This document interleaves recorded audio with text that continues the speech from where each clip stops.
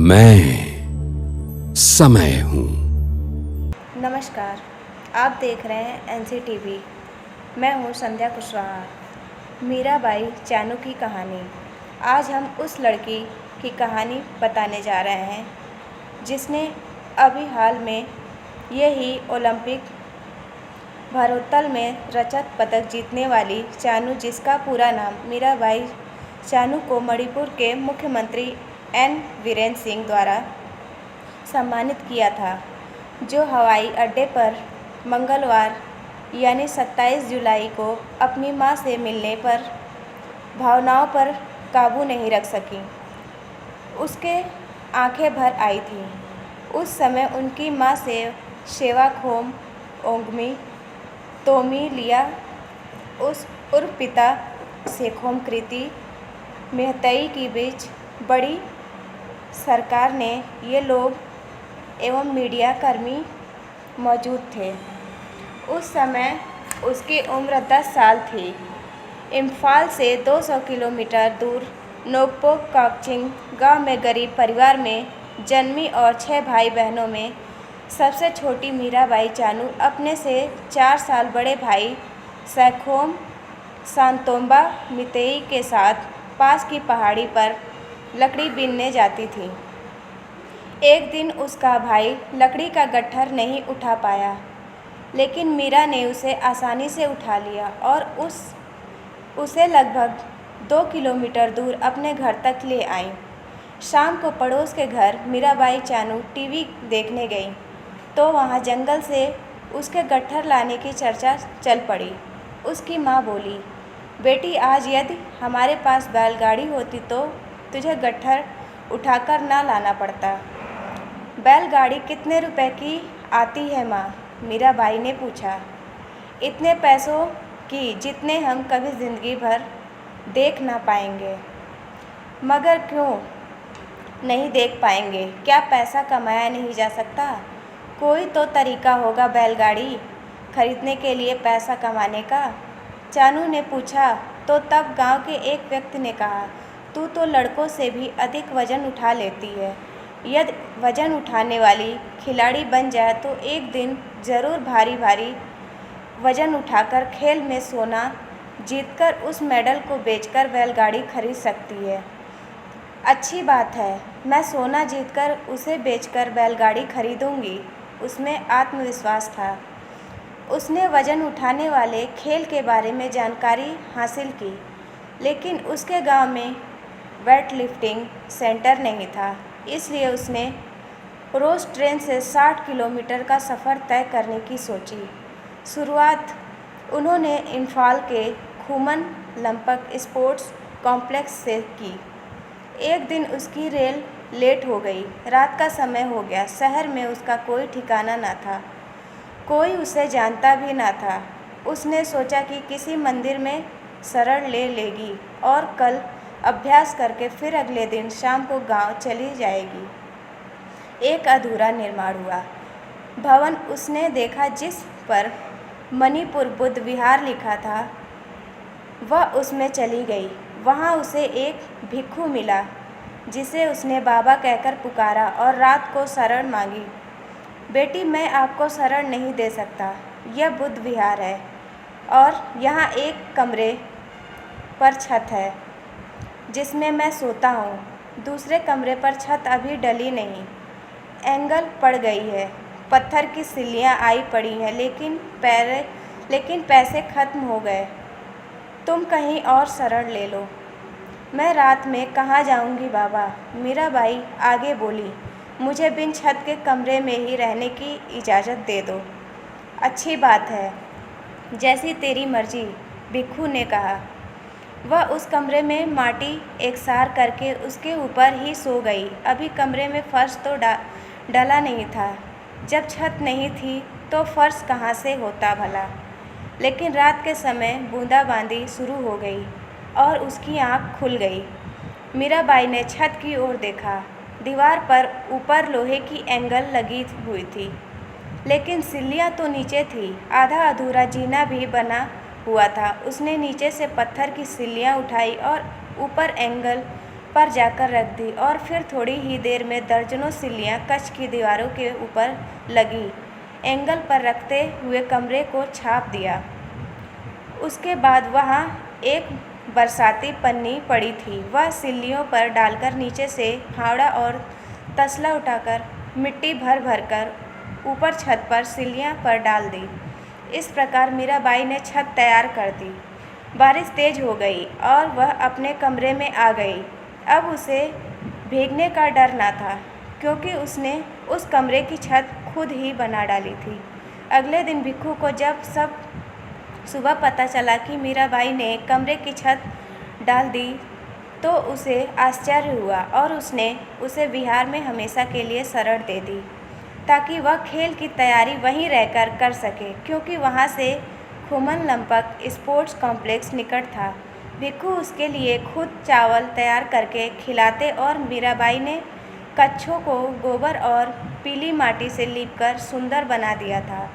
समय मिलने पर बाबा उसे एक किताब थमा देते थे, जिसे वह पढ़कर सुनाया करती, और उस किताब से उसके अंदर धर्म के प्रति आस्था तो जागी ही, साथ ही देशभक्त भी जाग उठी। इसके बाद मीराबाई चानू 11 साल की उम्र में अंडर 15 चैंपियन बन गईं और 17 साल की उम्र में जूनियर चैंपियन का खिताब अपने नाम किया। लोहे की बार खरीदना परिवार के लिए भारी था। मानसिक रूप से परेशान हो उठी मीराबाई ने यह समस्या भिक्खू से बताई तो भिक्खू बोले, बेटी चिंता ना करो, शाम तक आओगी तो बार तैयार मिलेगा।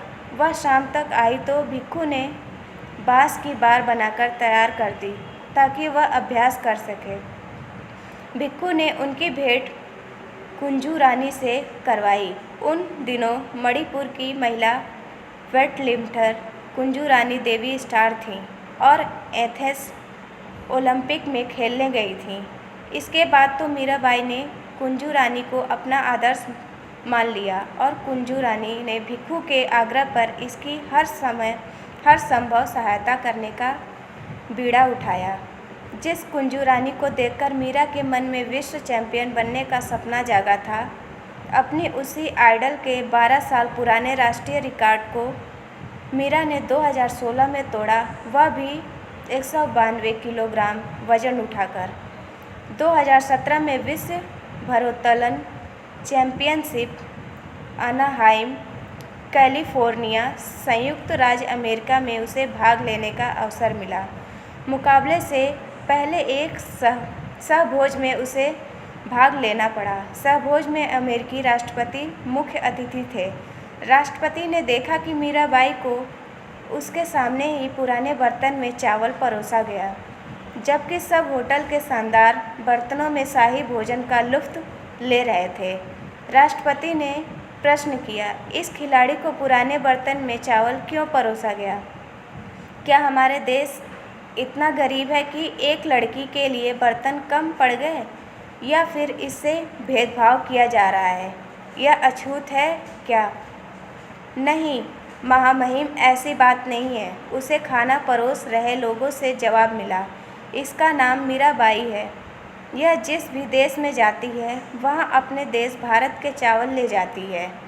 यह विदेश में जहाँ भी होती हैं भारत के ही चावल उबालकर खाती हैं।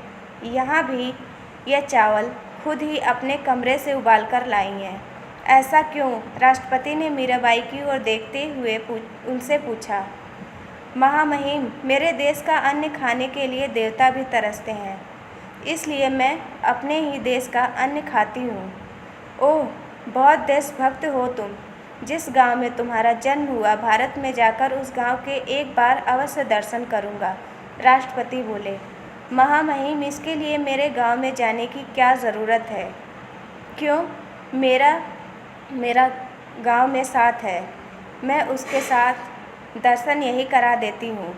अच्छा, कराइए दर्शन। कहते हुए उस लड़की की बात पर हंस पड़े राष्ट्रपति। मीराबाई ने अपने साथ हैंडबैग लिए हुई थी।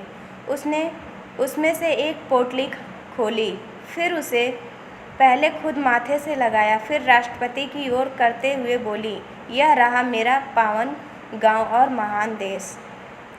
यह क्या है? राष्ट्रपति पोटली देखते हुए बोले, इसमें तो मिट्टी है।